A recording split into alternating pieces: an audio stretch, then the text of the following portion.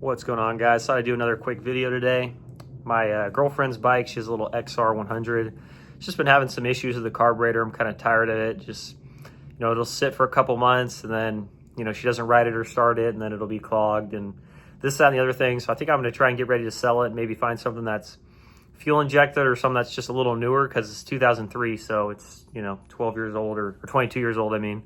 So it's getting there. But yeah, I thought, I'd kind of show the process of tuning it up and going through it, and maybe it'll help somebody else. So we'll get into it.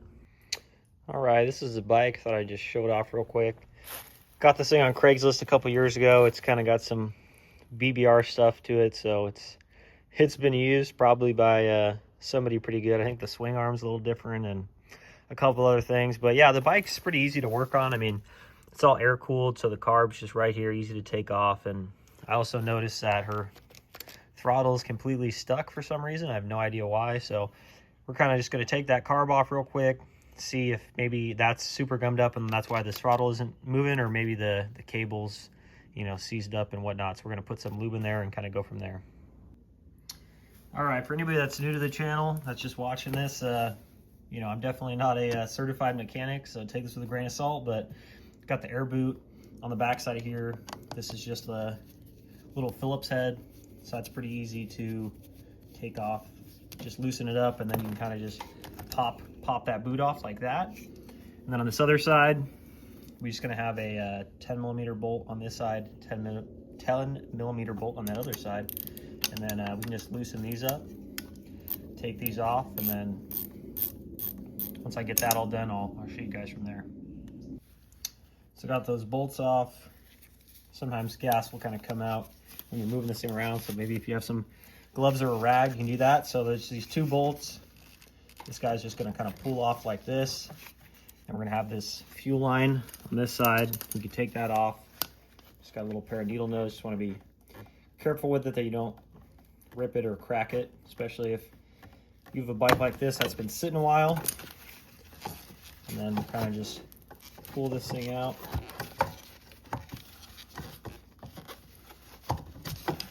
Maybe we won't. So on the top here, I don't even remember what this thing's called, to be honest, but it's just the throttle body or throttle tube that comes in here. So there's a little piston that kind of moves up and down in the top here.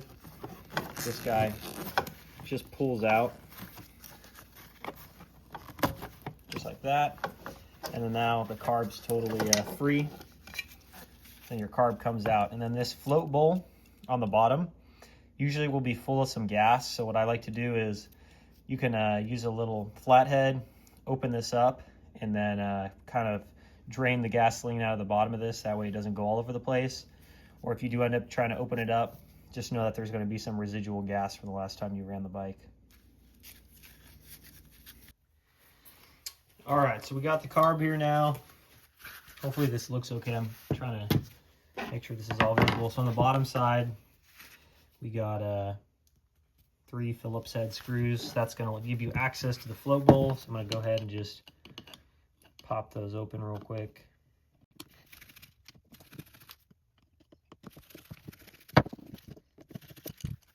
And this is like a Amazon carburetor because our one was just in bad shape. I'm using like $1 times like, yeah, whatever that one, so she might as well use the other one. Maybe I should have rebuilt the original one, but like I said, I don't really know a ton of stuff. So float bowl's open now. This little O-ring right here, that guy should be inside those edges. So if we look on the bottom side here, don't quote me on this, but this is the kind of air fuel mixture screw right here, so you can adjust that. I usually just leave it unless something, significant's going on. And then we have 2 separate jets. One of these is your pilot jet. One of these is your main jet. I believe the bigger one is the main jet, smaller one's the pilot jet. Some diagnosis things you can kind of do.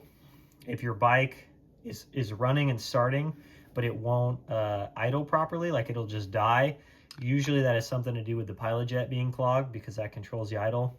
And if your bike just won't start at all or it's just running like crap, that could also be the main jet. And what you're going to do with these guys is these just pop out. And then once you get them out, here, let me see here. right, so you crack this one open.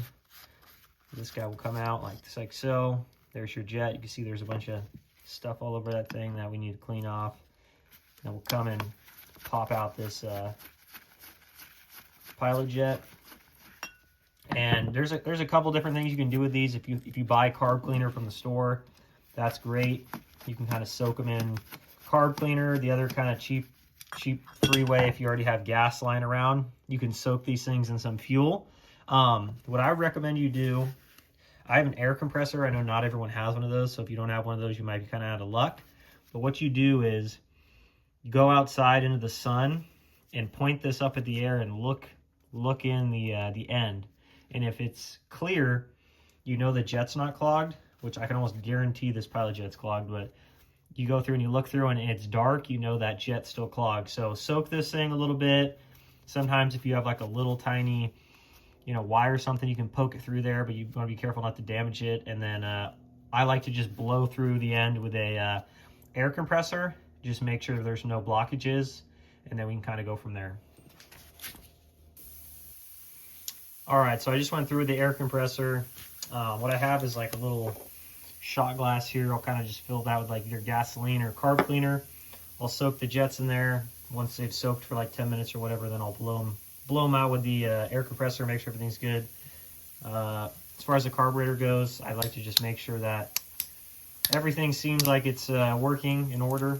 Make sure there's no like holes in the float, anything super obvious like that, and kind of just go through and make sure everything's good. Once I kind of confirm nothing looks out of the ordinary, I'll kind of go through and I'll just spray out a lot of these holes in different areas with some carb cleaner, as far as that goes. And then I'm going to put this thing back together.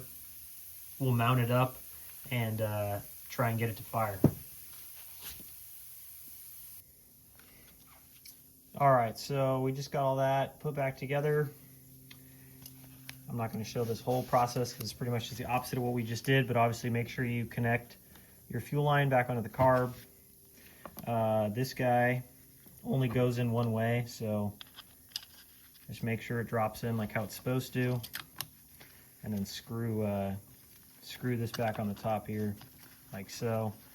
And then yeah, obviously get a good seal on both sides of the motor. That's important so you don't have any air leaks. And then when you're putting on the boot here, just make sure you get a good seal going all the way around, because sometimes you'll push it on and it'll look good, but if you actually come in and look from the other side, you'll be missing it on the far corner or whatever. So just double check your work. I'm gonna get all this put back on and I'll check back on you in a second. All right, so now for the fun part, we're gonna try and kick this thing over and see if we can get it to start. I brought a little flathead screwdriver with me just in case I gotta adjust the idle on the side or whatnot. But let's give it a shot and see what happens.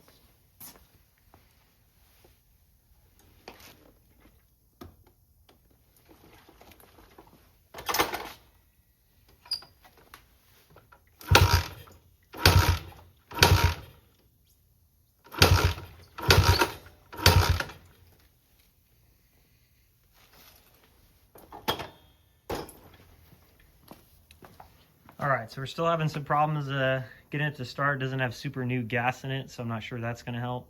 That's probably not helping. Next thing I'm going to do, just make sure we have spark, air, fuel, spark, gas, all things we need for this thing to fire up. So I'm going to check that, and then we'll go from there. All right, life's never easy, of course, right? Wish it would have just started like that, but what we can do next is pull this boot off here. We got our plug, got a little spark plug socket right here. I'll just pop this guy out.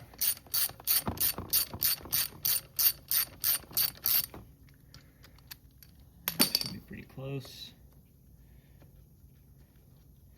We'll take a look at this thing. Let's see. Doesn't look terrible. I mean, doesn't look great either, but I don't necessarily think that's our problem. So a little trick you can do, you can put this back in the boot. You want to be careful with where you have this thing pointed, but you can kick this over, and then if you look in this little area in between the little end part of the spark plug and that little metal piece, you'll actually see spark when you kick it. So if you didn't see a spark, you might have an electrical issue or the plug might be bad. So I don't know if it'll show up on camera, but we'll try real quick.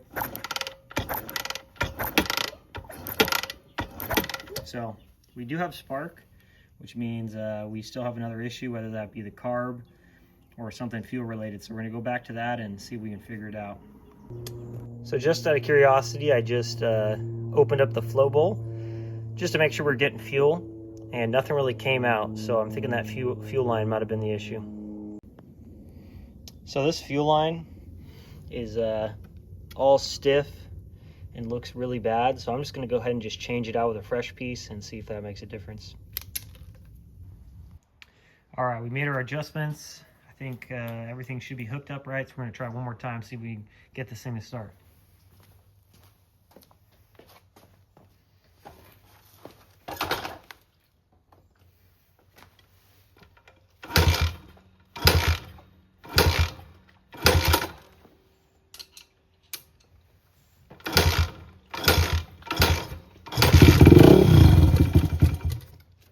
All right, there's a little something we might have to toy with the idle screw a little bit, so we'll see if we can get it to fire.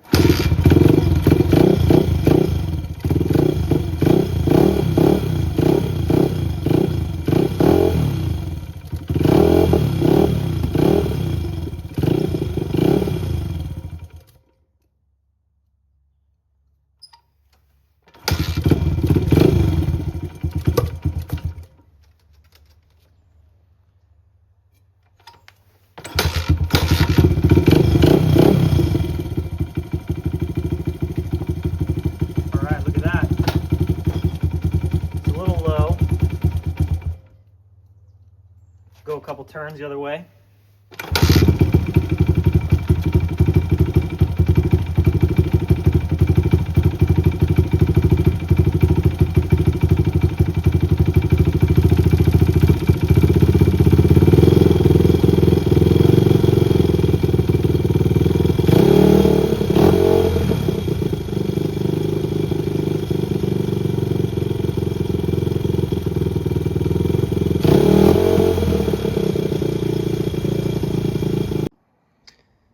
All right, so I did a couple laps on it. It's running a lot better. It's still not perfect as far as the throttle response goes. Something's a little off with that. I just actually finished watching a YouTube video while I'm trying to make a YouTube video. It's just kind of funny, but I think the air fuel mixture might be a little off. I think it's either running a little rich or a little lean, and that's why that idle is not returning back down to baseline as quickly as it should. So I watched a couple videos. I think I have an idea of what I need to do. That idle screws on the bottom of the carb on this particular bike. So I'm going to make a couple adjustments to that and try and get our final product here. All right, so we just made some final adjustments to the idle and the air fuel, and it's running pretty good now. So I'll just show you guys that real quick.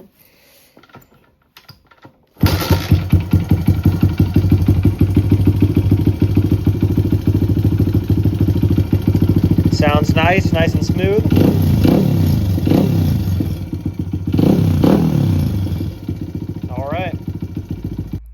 All right, well, that's a wrap. Hey, we kind of had to run through all the paces with that thing to get it running today. Usually it's just as simple as just cleaning those two jets, but you know, it was a good learning experience. I hadn't done anything with that air fuel mixture screw before, so you know, learned a couple new things. In case anyone's wondering, the standard set is like 2.5 to 3 turns from all the way tight. So in case you know you guys need to make an adjustment like that and you don't have a baseline, just go all the way till it's tight, and then 2.5 to 3 turns out should be good for you.